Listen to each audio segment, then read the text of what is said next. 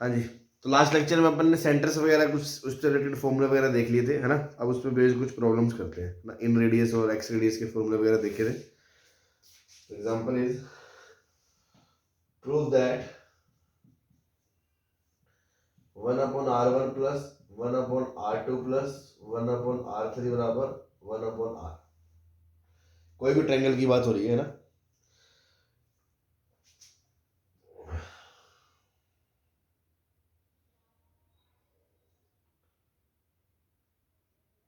Second part है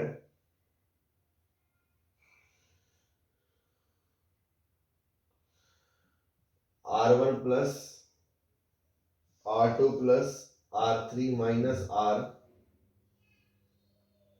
बराबर 4r।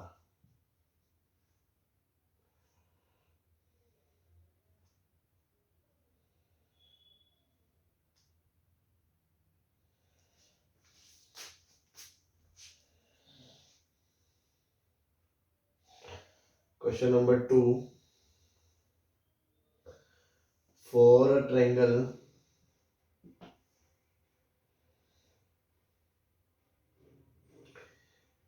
A1, A2, A3 are areas of in circle and X circles respectively. Then prove that 1/√A बराबर 1/√A1 plus 1/√A2 plus 1/√A3।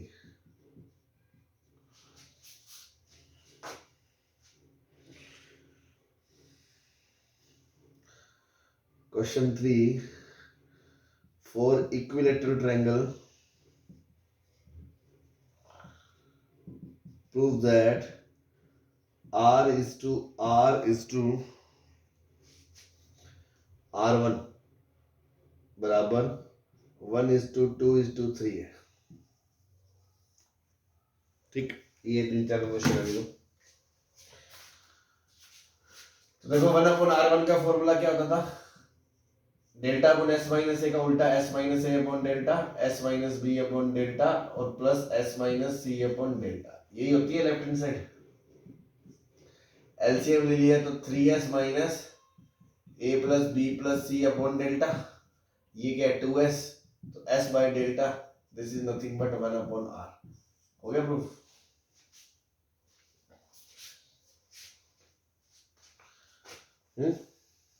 Yes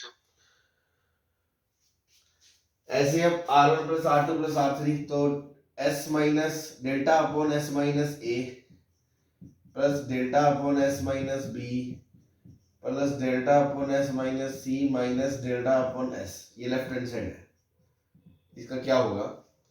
तो again आपको ऐसा देखना है, इसको एलसीएम लेके सॉल्व भी करना है। चारों को एक साथ लेंगे थोड़े भसड़ मच जाएगी, तो दो दो को क्लब कर लो, है ना, थोड़ी कैलकुलेशन आसान करने के लिए। मान लो पहले इन दोनों को क्लब कर लिया, s minus A s minus B. Delta तो देखो पूरे के बाहर आ ही गया, तो यहाँ पे क्या बचेगा s minus B plus s minus A. ऊपर भी डेल्टा तो बाहर आ ही गया, यहाँ बचेगा s माइनस सी और नीचे s इंटू एस माइनस सी। सही है भाई। अब ये देखो ये 2s है, 2s minus A plus B, ऊपर c बचेगा c। हाँ भाई, यहाँ पे एस एस कट जाएगा, यहाँ पे भी c बचेगा। अब अगेन वापस इन दोनों को एलसीएम ले लो, तो देखो c बाहर आ गया, डेल्टा तो बाहर है ही। अब s minus C plus s minus A s minus B, नीचे s minus A s minus B s minus C. ठीक है भाई।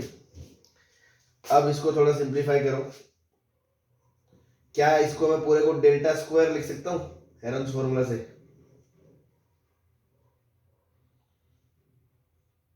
यस सर ये डेल्टा से एक डेल्टा कट गया, तो c बाय डेल्टा तो है ही, और ऊपर क्या बच गया S square plus S square, 2s square minus S A minus S B minus S C, तो माइनस एस के ब्रैकेट में A plus B plus C plus A B.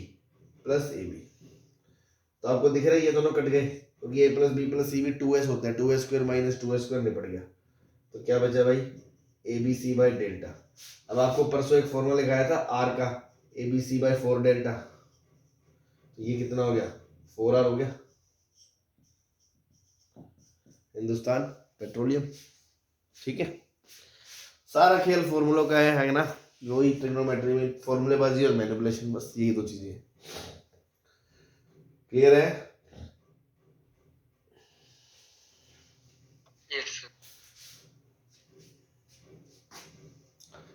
इसमें क्या कह रहा है कि एक ट्रायंगल का इन सर्कल का एरिया ए क्या होता है, पाई आर स्क्वायर, और एक्स सर्कल्स 3 होते हैं, एक का एरिया हो गया पाई आर 1 स्क्वायर, दूसरे वाले का हो गया पाई आर 2 स्क्वायर, और तीसरे वाले का हो गया पाई आर 3 स्क्वायर।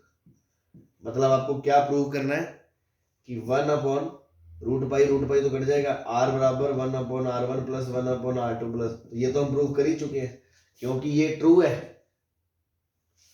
तो ये भी ट्रू है। अभी इसमें पाई आर स्क्वायर की वैल्यू डालो, √पाई कट जाएगा, 1/r 1/r1 1/r2 1/r3, वो ऑलरेडी प्रूव, तो ये तो सही हो ही गया।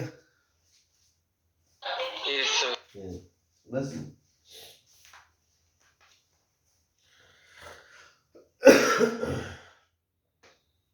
चलिए,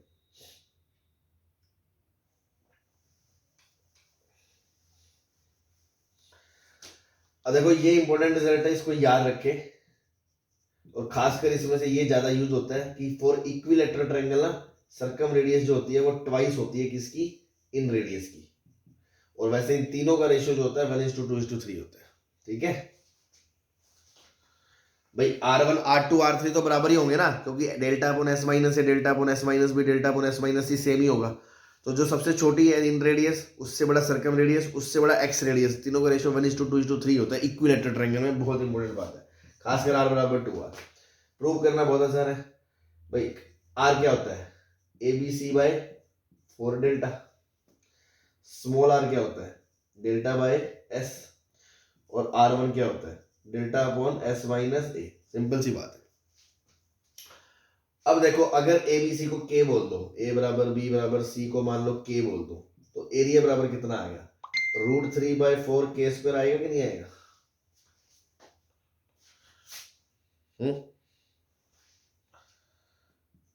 बोलो। Yes sir. तो के क्यूब, के 4, एरिया की जगह √3/4 के स्क्वायर से के स्क्वायर कट गया, 4 से 4 कट गया, कैपिटल आर की वैल्यू आ गई k/√3। ऐसे ही अब डेल्टा √3/4 के स्क्वायर। एस क्या होता है, सेमी पेरीमीटर, तो k प्लस के 3k/2, 3k/2, के से के कट गया, √3 से √3 कट गया, 2 से 2 कट गया, ये कितना आ गया k/2√3। Delta 1 S, delta again √3/4 के स्क्वायर। एस कितना होता है, 3k/2 में से एक के घटा दिया तो k/2, तो ये कितना आ गया, के से के कट गया, ये आ गया √3k/2। हाँ भाई, अब देखो अगर ये r है तो इसका डबल, क्या ये 2r है, और इसका ट्रिपल ये 3r है। यही पूछा था, इसका रेशियो 1:2:3 होता है। Yes sir. बस, और खासकर उसे याद भी रखें कि कैपिटल R बराबर ट्वाइस ऑफ स्मॉल r होता है for equilateral triangle.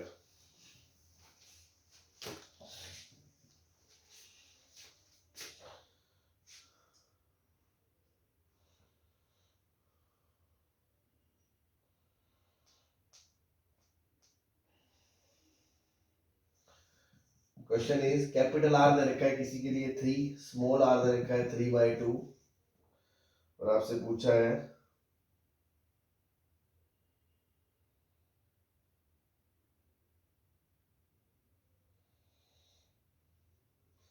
R1 plus R2 क्या होगा। तो देखो जैसे ही आपने देखा आर उसका डबल है तो आप समझ जाएंगे कि ये इक्विलेटरल ट्रायंगल है, ये आपकी पहचान है, इसकी पहचान है इक्विलेटरल ट्रायंगल की।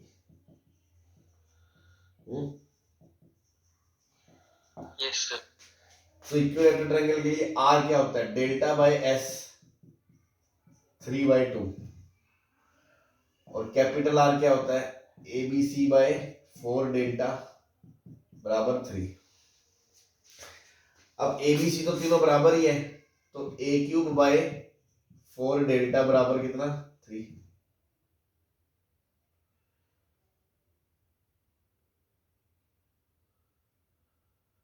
और यहां से डेल्टा की वैल्यू कितनी आ जाएगी 3s/2, ये यहां डाल दिया, ए क्यूब 4 3s/2 बराबर 3।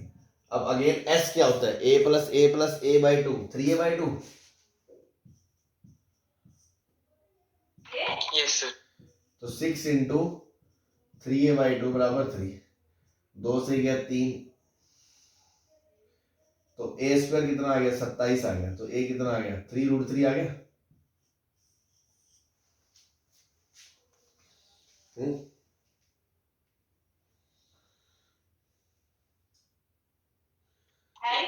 सही है। Yes, sir.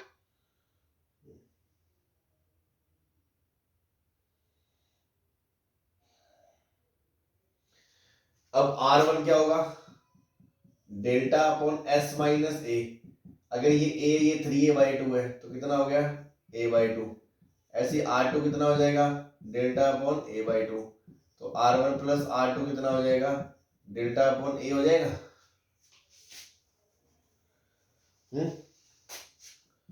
और डेल्टा कितना √3/4 a स्क्वायर, और नीचे a से a कट गया, आंसर आ गया √3/4 इंटू a की वैल्यू कितनी है 3√3।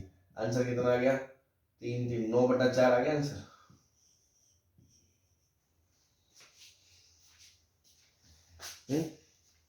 क्लियर है। Yes, sir. बस फॉर्मूले बाजी है।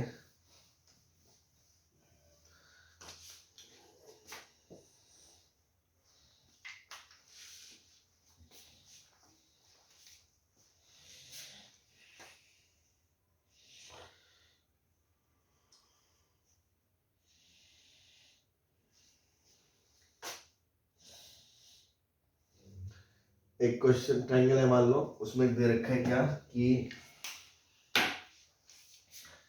एबीसी का रेशो दे रखा है कितना, साइड्स का रेशो दे रखा है 4:5:6।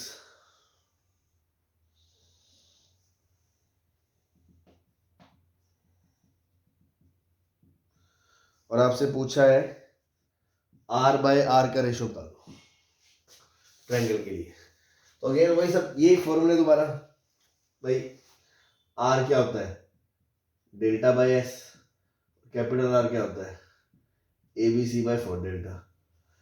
तो अगर मान लो ABC को हम मान ले, A को मान ले 4K, B को मान ले 5K और C को मान ले 6K,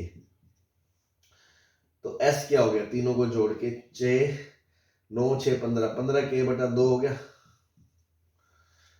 अब S आ गया, चलो Yes, sir. डेल्टा निकालना है, डेल्टा भी हेरन फॉर्मूले से निकलेगा, तो S माइनस ए भी निकाल लो, 15K/2 minus 8 7K/2, S minus B निकाला 5K/2, S माइनस सी निकाला 3K/2, तो डेल्टा कितना आएगा S minus A S minus B S minus C का रूट। और इन चारों की बात करेंगे तो देखो S कितना है 15K/2, S माइनस ए कितना है 7K/2, 5K/2, 3K/2, तो बाहर 4 आ गया, नीचे K स्क्वायर तो आ ही गया। अब 3 और 5 यहाँ से, 3 और 5 यहाँ से, तो 15 बाहर आ गया और इंटू में √7 बच गया। ये कितना आ गया आपका डेल्टा। अब देखो कैपिटल R की वैल्यू कितनी आएगी, ए की वैल्यू 4K, बी की वैल्यू 5K, सी की वैल्यू 6K अपॉन 4, डेल्टा की वैल्यू 15K² बटा 4 √7, 15k² बटा 4 √7, 4 से 4 गया, k² से k² गया, 5 से 3 गया, 3 से 2 गया। आंसर कितना आ गया भाई? 8k/√7। ये कैपिटल आर आ गया। Now small R delta by S, delta कितना? यही 15k² √7 बटा 4, अब और एस कितना? 15k/2। 15k से 15k, ये 2 से 2, ये कितना आ गया? √7k/2। तो r बाय आर कितना आ गया? 8k/√7 upon √7k/2। k से k कट गया, 16:7 आ गया आंसर। Yes sir. तो इस तरह की चीजें स्टेट फॉर्मूला बेस्ड पूछते हैं। तो मेंस लेवल के लिए तो हालांकि मेंस में तो हालांकि इस पे इतना क्वेश्चंस आते ही नहीं है, हल्का फुल्का कोई फॉर्मूला यूज होता है। और एडवांस में भी इवन एक आध जो क्वेश्चन जनरली आता है आजकल, पिछले जो 2-3 सालों का जो ट्रेंड है, मल्टीपल चॉइस क्वेश्चन में दे देते हैं और ऑप्शनल मतलब फॉर्मूला बेस्ड चीजें ही होती है। बस आपको फॉर्मूला याद होने चाहिए।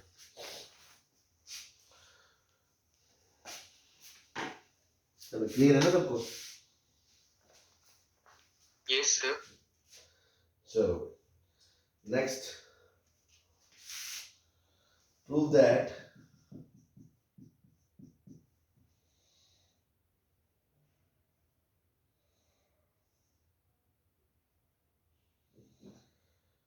R1 R2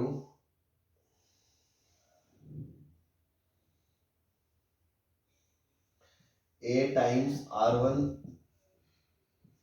R2 plus R2 R3, R1 नहीं R1 R1 R2 R3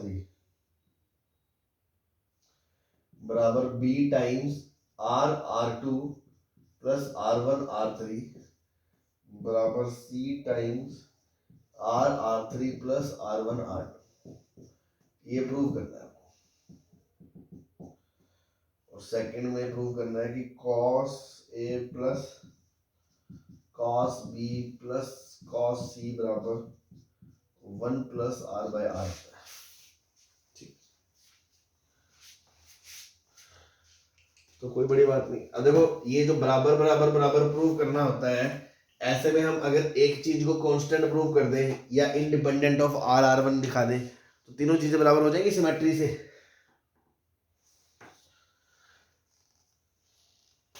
जैसे मान लो मैंने पहले वाले को सोल्व करा, A टाइम्स R1, R मतलब delta by S minus A plus delta upon S minus B R2 into R3 delta upon S minus C. अब सिर्फ इस फैक्टर को सॉल्व करें, ए बाहर है, डेल्टा स्क्वायर बाहर आ गया, अंदर क्या बचा? S minus B into S minus C plus S into S minus A. Denominator में क्या पूरा डेल्टा स्क्वायर बनेगा? S minus B S minus C. ये डेल्टा स्क्वायर से कट जाएगा। ए के ब्रैकेट में S square minus S B plus C plus B C, ऐसी S square minus S A. अब देखो एस स्क्वायर माइनस एस के साथ A plus B plus C plus B C into A, ये 2a square है, ये भी 2a square है, ये कट गए, क्या आ गया? ए बी सी आ गया। तो एबीसी सिमेट्रिक एक्सप्रेशन आ गया। ये भी एबीसी होगा, ये भी एबीसी होगा, ये भी एबीसी होगा, है ना? चेक कर लेना, ये सिमेट्री से ही बोल सकते हैं। एक चीज कांस्टेंट है तो दूसरी भी एबीसी, तीसरी भी एबीसी, वही साइकिल रिपीट हो रहा है। ठीक है, इसमें क्या करना है? cos a plus cos b plus cos c बराबर आपको क्या प्रूव करना है? 1 प्लस r बाय r।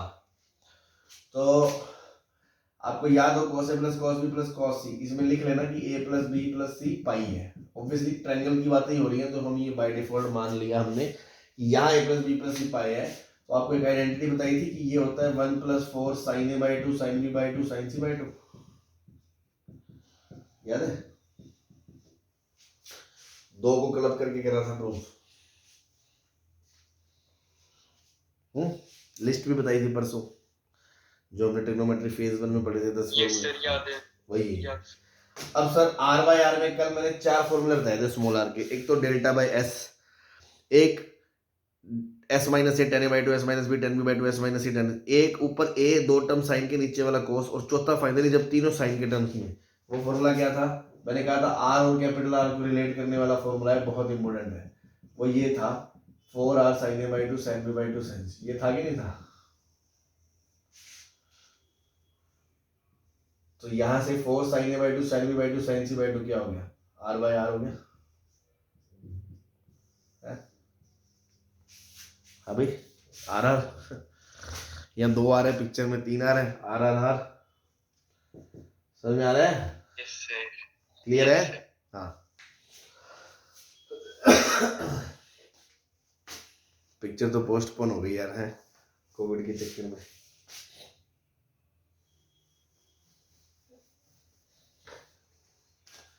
चलिए next.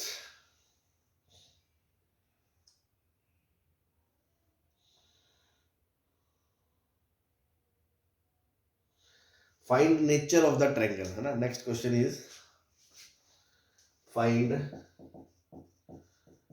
Nature of the triangle.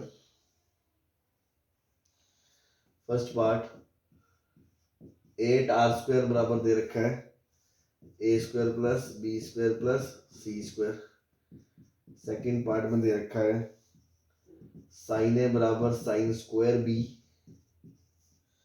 And 2 cos² a बराबर 3। थर्ड पार्ट दे रखा है cos³ a plus cos³ b plus cos³ c, 3 cos a cos b cos c। ये तीनों अलग अलग क्वेश्चंस हैं, मतलब एक इंफॉर्मेशन दी है, उसकी मदद से आप क्या कमेंट कर सकते हो कि ट्रायंगल आइसोसेलेस है, ट्रायंगल राइट एंगल है, ट्रायंगल ऑब्ट्यूस है, ट्रायंगल का एंगल एक पक्का 60 है। ऐसा जो भी इंफॉर्मेशन आप एक्सट्रैक्ट कर पाए उस बारे में मैं पूछ रहा। नेचर बताओ ट्रायंगल का क्या है। अल्टीमेटली जो भी दिया उसको आपको सॉल्व करना पड़ेगा और उससे आपको कुछ कंक्लूजन निकाल के बताना है। तो जैसे पहला है, पहली क्वेश्चन क्या कहती है? 8r² plus a² plus b² plus c²। अब आप ध्यान दें यार, एक तरफ r है एक तरफ abc है, तो आप abc को भी r के टर्म्स में लिख सकते हो ना, साइन रूल से। क्या मैं इसको ऐसे लिख सकता हूं 8r² बराबर a की जगह 4r² sin² a plus 4r² sin² b plus 4r² sin² c। लिखते कि नहीं लिखते? a को 2r sin a, b को 2r sin b, c को 2r sin c, sine rule से। Yes sir. हाँ, तो उससे फायदा क्या मिला? उससे सब कुछ एंगल्स में आ गया और हमारा r² उड़ गया। ये 4r² 4r² 4r², ये उड़ गया कितना? 2 बच गया। कोई बात नहीं, 2 बराबर, अब sin² a को हम लिख सकते हैं 1 minus cos 2a/2, 1 minus cos 2b/2 plus 1 minus cos 2c/2 लिख सकते हैं। तो यहां से क्या आ गया? cos 2a plus cos 2b plus cos 2c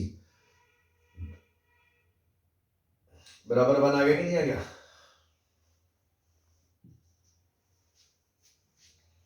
बोलो। Yes sir.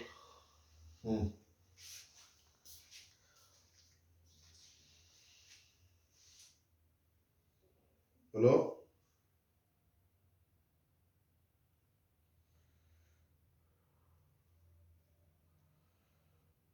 यस सर, आया सर। 1 नहीं, बराबर -1 आएगा। ये माइनस, तीनों कोस उधर जाएंगे, 2 इधर आएगा तो -1 आएगा ना बराबर में। और इन तीनों की आइडेंटिटी याद है? जब a प्लस बी प्लस सी पाई है, ये होती है -1 minus 4 cos a cos b cos c।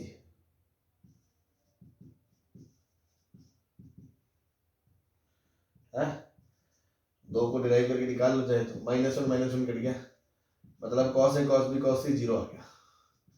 3 cos में से कोई भी एक प्रोडक्ट तो 0 हो गई, तो कम से कम एक एंगल 90 होगा, तो angle is right angle triangle, triangle is right angle triangle होगा किसी भी सूरत में। इस तरह का कमेंट हम चाहते हैं आपसे, समझ गए बात को? एटलीस्ट 10 होगा मतलब एक एंगल 90 होगा, मतलब दो तो हो नहीं सकते, तो राइट एंगल ट्रायंगल होगा, श्योर है? Yes sir. बस यही था। ऐसे अब ये दो इंफॉर्मेशन दी है, मतलब दो इक्वेशन दी है, इससे हम क्या एक्सपेक्ट कर सकते हैं? तो इस cos स्क्वायर को हम क्या लिख सकते हैं? 1 minus sine 1 minus sine square A लिख सकते हैं।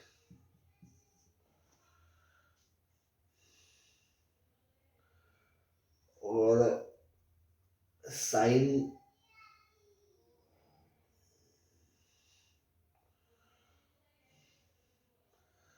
तो यहां से क्या आ गया, 2 माइनस 2 साइन स्क्वायर ए बराबर कितना आ गया, 3।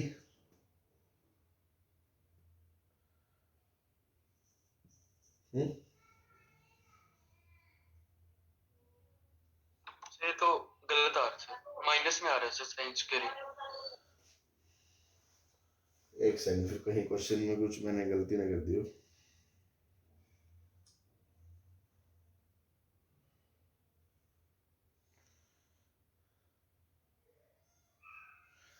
ये 3 cos स्क्वायर बी है ना, 3 cos स्क्वायर बी है, ठीक है? Yes sir. तो अब हम इसको लिख सकते हैं 2 cos स्क्वायर ए बराबर 3 cos स्क्वायर बी को क्या लिख सकते हैं, 1 माइनस साइन स्क्वायर बी लिख सकते हैं। क्यों? क्योंकि साइन स्क्वायर भी हमारा साइन ए के टर्म्स में आ गया, तो 3 इंटू 1 माइनस साइन ए। और cos स्क्वायर को भी क्या लिख सकते हो, साइन स्क्वायर ए में लिख सकते हो, तो पूरी की पूरी साइन में क्वाड्रेटिक बन जाएगी अपनी। Yes sir. बस, तो 2 साइन स्क्वायर ए माइनस 3 साइन ए प्लस 1 बराबर 0। इसको फैक्टराइज कर लो, फैक्टराइज करेंगे तो ये बन जाएगा अपना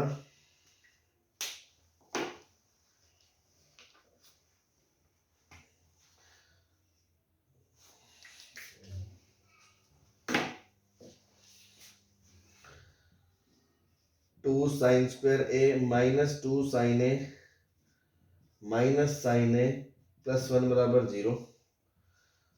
2 साइन ए कॉमन आ गया, साइन ए माइनस 1 माइनस साइन ए माइनस 1 बराबर 0। यहां से दो चीजें होंगी, या तो साइन ए बराबर क्या होगा, 1 होगा, या साइन ए बराबर कितना होगा, हाफ होगा। सही है? यस। तो दोनों को एनालाइज करो। अगर साइन ए 1 होता है, इसका मतलब ए एंगल कितना हो गया, 90 डिग्री हो गया। Yes sir. और अगर ए 90 हो गया और साइन ए साइन बी के बराबर है, तो साइन बी भी 1 हो गया, तो बी भी 90 हो गया, तो ये तो पॉसिबल नहीं है ट्रायंगल के अंदर, नॉट पॉसिबल। तो साइन ए 1 वाली पॉसिबिलिटी तो रिजेक्ट हो गई। अब साइन ए बराबर हाफ है, अगर साइन ए हाफ है तो भी दो पॉसिबिलिटी है, ए हो सकता है 30 डिग्री हो, और हो सकता है कि ए 150 डिग्री हो। चलो कोई बात नहीं, देखते हैं। अगर साइन ए हाफ है तो साइन स्क्वायर बी भी कितना है, हाफ है। साइन स्क्वायर बी हाफ है, साइन स्क्वायर बी हाफ है मतलब साइन बी कितना है, प्लस माइनस 1/√2 है। माइनस तो हो ही नहीं सकता क्योंकि 0 से पाई में, तो साइन बी कितना हो गया, 1/√2, तो बी कितना हो गया, 45 डिग्री हो गया। तो अगर ए 150 डिग्री ले ले और बी को 45 ले ले तो भी सम 180 क्रॉस कर गया, मतलब ये भी पॉसिबल नहीं है।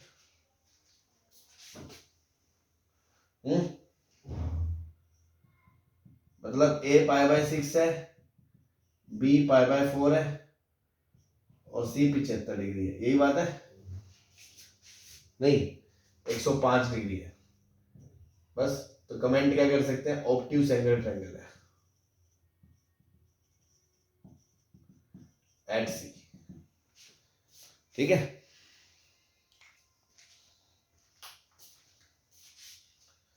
Yes sir. इस पे क्या कर सकते हैं, cos cube A plus cos cube B plus cos cube C बराबर 3 cos A cos B cos C.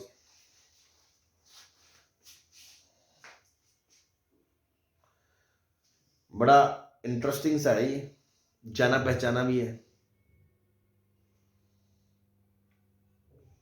Sir identity है sir, cos A is equals to cos B बराबर A cube plus B cube plus C cube बराबर 3 ABC तभी होता है जब ए बराबर B बराबर सी होता है या A plus B plus C 0 होता है। ठीक है ना, तो cos A plus cos B plus cos C तो 0 नहीं होगा, तो मतलब क्या 0 होगा, cos ए बराबर cos बी बराबर cos सी होगा, मतलब इक्विलैटरल ट्रायंगल है। समझ में आया?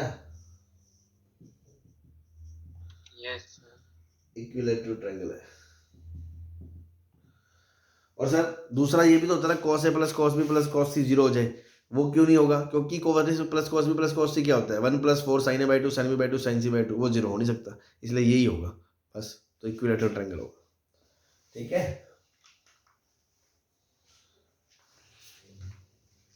Yes sir. क्लियर है सबको? Yes.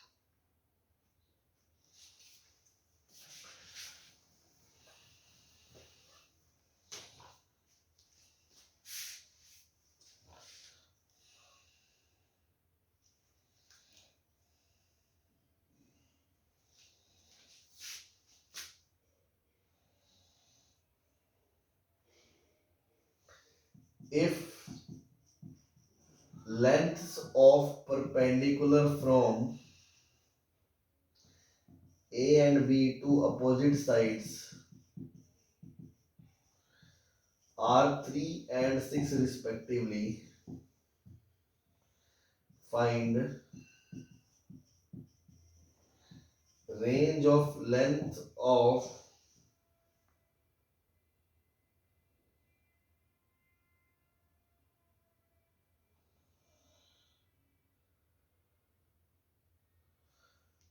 perpendiculars from third vertex to opposite sides। क्या कह रही है, जैसे ABC है ट्रायंगल, ए से इसमें परपेंडिकुलर गिरा दिया, ये होगी PA, ये दे दिया 3, बी से इसमें परपेंडिकुलर गिराया, ये हो गया PB, ये हो गया 6। ऐसे ही अगर सी से इसमें जो परपेंडिकुलर गिराओगे आप, जो भी एल्टीट्यूड होता है, इसकी रेंज पूछिए, रेंज पीसी की। तो ऐसी चीजें एकदम से दिमाग में स्ट्राइक नहीं करती, तो थोड़ा देखें भाई। परपेंडिकुलर का लेंथ का आपको मैंने याद है फॉर्मूला बताया था कि हाफ इंटू बेस ए इंटू हाइट PA बराबर डेल्टा होता है, तो PA बराबर कितना होता है 2 डेल्टा बाई ए होता है, PB बराबर कितना होता है 2 डेल्टा बाई बी होता है, और PC बराबर कितना होता है 2 डेल्टा बाई सी होता है, याद है?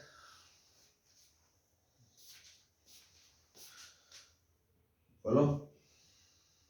यस। ये 3 दे रखा है, ये 6 दे रखा है, ये आपसे पूछा है इसकी रेंज पूछिए के की। तो रेंज के लिए क्या करें, आपको पता है ना कि कोई भी साइड जो होती है तीसरी, वो हमेशा दो साइड के सम से छोटी होती है और उनके डिफरेंस से हमेशा बड़ी होती है। बस ऐसी सी मतलब 2 डेल्टा बाई के कहाँ से कहाँ तक होगा, 2 डेल्टा बाई 3 ए की और 2 डेल्टा बाई 6 बी की वैल्यू है, और इनका जो डिफरेंस होगा 2 delta by 3 minus 2 delta by 6, difference कितना आ जाएगा 1/6 आ जाएगा,